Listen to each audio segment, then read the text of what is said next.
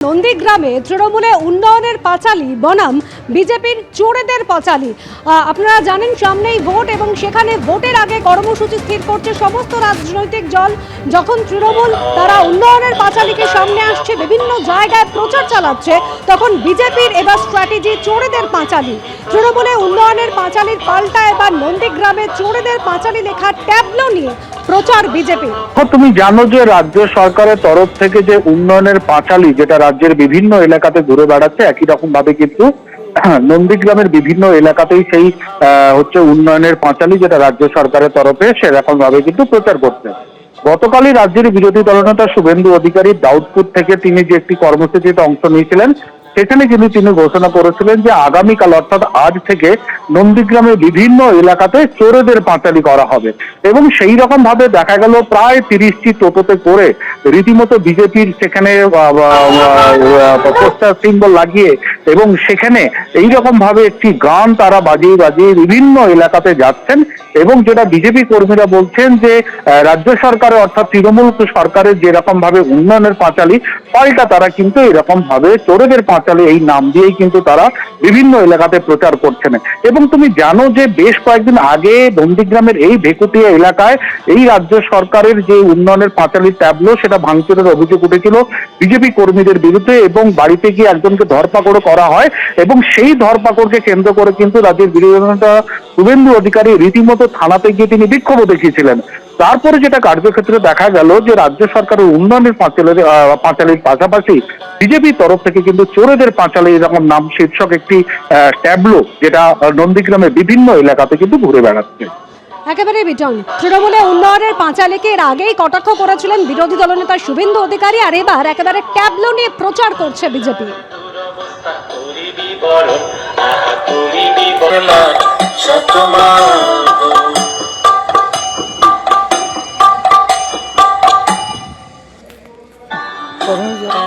উন্নয়নের পাঁচালীর নামে চোরেদের পাঁচালী চলছিল। এবার সেখানে মানুষকে বিভ্রান্ত করা বা এই যে বর্ণনাহীন যে দুর্নীতি, সেই দুর্নীতির একটা মাইকিং চলছিল। তার বিরুদ্ধে প্রকৃত সত্যকে তুলে ধরার জন্য ভারতীয় জনতা পার্টি আমাদের প্রিয় বিধায়কের উদ্যোগে আমাদের প্রত্যেকটা অঞ্চলে 3টি করে ট্যাবলো, এবং ভেকুটিয়া যেহেতু বড় অঞ্চল ওখানে 5টি ট্যাবলো, মোট 32টি ট্যাবলো প্রত্যেকটা অঞ্চলে এদের এই যে চুরি দুর্নীতি এর বিরুদ্ধে যা যা প্রকৃত পশ্চিমবঙ্গের প্রকৃত ঘটনা, যে সত্যটা প্রত্যেকটা মানুষের জানার দরকার আছে, সেই সত্যটাকে তুলে ধরার জন্য আমাদের এই প্রয়াস। আমরা প্রত্যেকটা অঞ্চলে ট্যাবলো দিয়ে ওদের এই দুর্নীতির কাহিনীগুলো বর্ণনা করতেছি। তমলুক, ঘাটাল এবং কন্টাই কোঅপারেটিভ ব্যাংকের চাকরি চোরের নাম কি শুভেন্দু অধিকারী। পূর্ব মেদিনীপুর, মালদা, মুর্শিদাবাদ সহ 5টি জেলার অবজারভার থাকাকালীন তৃণমূল কংগ্রেসকে কালিমালিপ্ত করতে গিয়ে এই শুভেন্দু অধিকারী প্রাইমারি এবং আপার প্রাইমারি টেট চুরি করেছে। শুধু তাই নয়, এই শুভেন্দু অধিকারী সারা বাংলা জুড়ে যে দুর্নীতি করে গেছে, নিজের চৌর্যবৃত্তির কালো অধ্যায় ঢাকবার জন্য মানুষের কাছে নিজেকে আর উনি নিয়ে যেতে পারছেন না। মমতা বন্দ্যোপাধ্যায় উন্নয়ন নিয়ে যাচ্ছেন, আর উনি ওনার গায়ের চৌর্যবৃত্তিতে লাগা কালি মোছার জন্য যাচ্ছেন। এভাবেই তৃণমূল বিজেপি আক্রমণ পাল্টা আক্রমণ। কিন্তু যে ছবি দেখা গেল নন্দীগ্রামে, তৃণমূলের উন্নয়নের পাঁচালী বনাম বিজেপির চোরেদের পাঁচালী। যে পথে তৃণমূলের উন্নয়ন পাঁচালীর ট্যাবলো ঘুরছে, আবার সে পথেই ঘুরছে বিজেপির চোরেদের পাঁচালীর লেখা ট্যাবলো।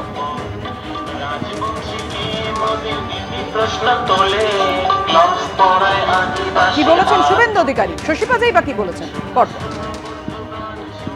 প্ল্যানিং করেছিলেন, বিভিন্ন ধাপে ধাপে প্ল্যানিং করেছিলেন। ভেবেছিলেন 2021-এ হেরে গেছি, কিন্তু তারপরে আর্থিক বঞ্চনা করবে, হ্যাঁ, তাতে যদি নত হয় বাংলা, হলো না।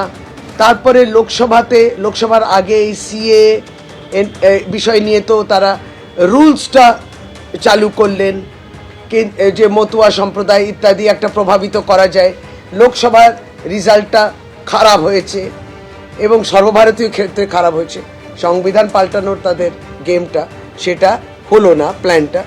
তারপর পরেই প্রত্যেকটি নির্বাচন, যেমন আগে নির্বাচনেও 8ম দফা নির্বাচন, ছড়িয়ে ছিটিয়ে নির্বাচন, কেন্দ্রীয় বাহিনী থাকবে, মানে পারলে বাড়ি বাড়ি চলে যাবে ভোটারের, অনেক রকম অস্ত্র, অনেক রকম চেষ্টার তারপরেও কিন্তু জেতেনি। এখনো ভাবলো SIR, এটা তো ওদের পরিকল্পিত প্ল্যান, সাস্টেন্ড প্ল্যানিং, কনস্পিরেসি, ষড়যন্ত্র। আর কেউ নেই ওদের সঙ্গে, কোনো মানুষ নেই, চোরেদের সঙ্গে কেউ নেই। আগামীকাল এখানে সব গ্রামে চোরেদের পাঁচালি বাজানো শুরু হবে। আগামীকাল থেকে ডেলি চলবে নন্দীগ্রাম।